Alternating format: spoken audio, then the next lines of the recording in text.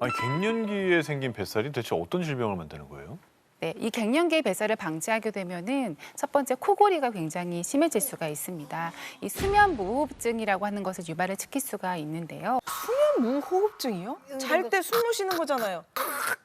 이런 거. 그러니까요. 수면 무호흡증은 심한 코골이가 시작이 되다가 잠시 호흡이 멈춰 있다가 코골이가 시작이 되는 그런 현상들이 반복되는 증상입니다. 아니 뱃살이랑 수면 무호흡증이랑 그 뱃살하고 무슨 관계가 있어요?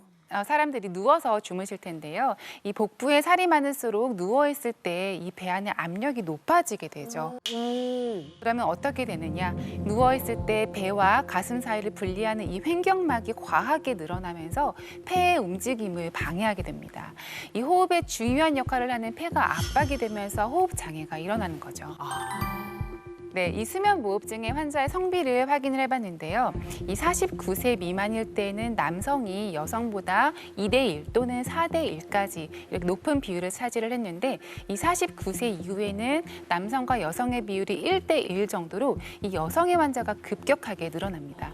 그만큼 갱년기에 늘어난 뱃살이 치명적인 문제를 일으킨다는 뜻이겠죠. 더 큰 문제는요, 이 수면 무호흡증을 방치하면 심장마비로 돌연사할 확률이 높아진다는 겁니다. 돌연사요? hak하다 숨이 멎는 거 아니에요? 그렇죠. 네, 수면 중에 숨을 못 쉬는 증상이 반복이 되면은 이 체내 산소 공급량이 줄어들게 되겠죠. 그러면 이 혈액 속의 산소 농도를 뜻하는 산소 포화도가 줄어들게 됩니다. 이 수면 중에 산소 포화도가 78% 미만으로 떨어지게 되면 심장마비로 인한 사망 위험이 최대 80%까지 증가를 한다고 해요. 아니 저는 뱃살이 수면 무호흡증하고 무슨 관련이 있을까 했는데 이게 결국에는 심장마비까지 일으킬 수 있다는 거 저는 너무 충격적인데요. 네, 그런데 이뿐만이 아닙니다. 이 갱년기의 뱃살을 방치하게 되면은 뇌졸중의 발생 위험도 굉장히 높아지게 된다고 해요. 뱃살이 여기 가운데 있잖아요. 근데 어떻게 뇌까지 가서 문제를 일으킨다는 거예요? 이 뇌졸중은 뇌혈관이 막히거나 터지면서 발생을 하는 질환이죠. 이 갱년기에 쌓인 뱃살은 염증 물질을 만들어서 혈액을 탁하게 만들고요. 그리고 이때 탁해진 혈액이 혈전을 만들게 됩니다. 이 혈전이 혈관을 타고 움직이다가 뇌혈관을 막으면서 뇌졸중이 발생을 하게 되는 거예요. 실제로 미국의 한 대학교에서요, 완경 여성 9,700여 명을 대상으로 뱃살과 뇌졸중의 관계를 조사해 봤는데요.